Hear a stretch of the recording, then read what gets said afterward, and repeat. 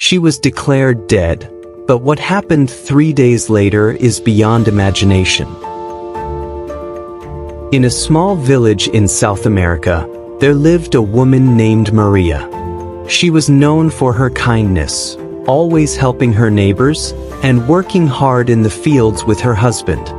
Life was simple but filled with love. One day, Maria fell seriously ill. She often fainted without warning, her body grew weaker, and at times, she struggled to breathe. Her family rushed her to the local hospital, but the facilities there were limited. After her breathing stopped for a long period, the village doctor finally declared Maria dead. Her home was filled with grief. Her husband was broken, and her children cried uncontrollably.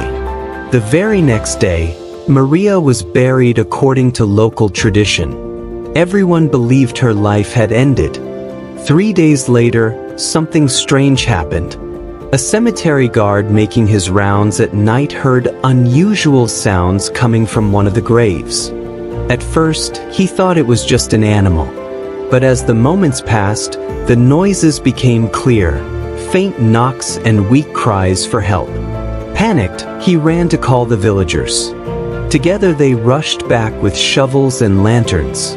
They dug frantically, hearts pounding. Finally, when the coffin was opened, they froze in disbelief. Maria was alive. Her breathing was heavy, her body weak, but her eyes were wide open, filled with fear. Maria was quickly taken to a larger hospital in the city. The doctors there were stunned. After examining her, they concluded that Maria had suffered from a rare condition called katamotivasi, a nervous disorder that makes the body appear completely dead. No movement, almost undetectable breathing, and a heartbeat so faint it's nearly impossible to find. That was why the village doctor mistakenly declared her dead. In reality, she had been in an extreme coma-like state. Although she survived, Maria didn't return to her old self easily. The experience left her with deep psychological scars. Every time she was left in the dark, she screamed in terror. The sound of knocking made her break down in tears.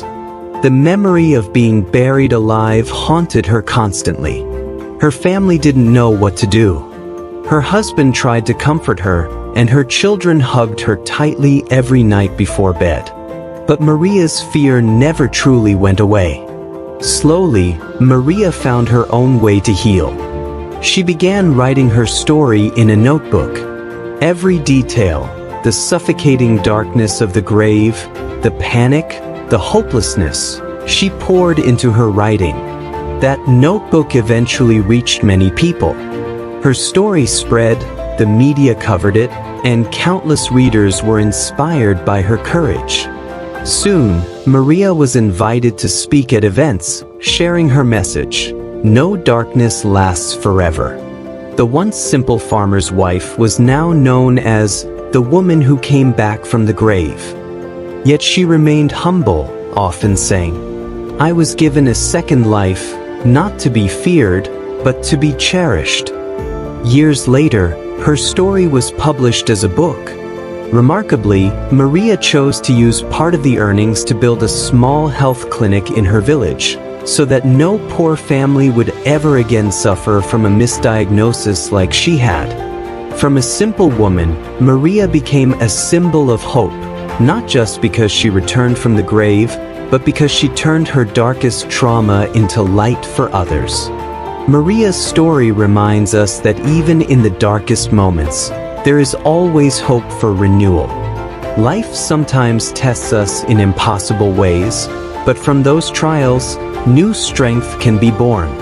As Helen Keller once said, "Although the world is full of suffering, it is also full of the overcoming of it."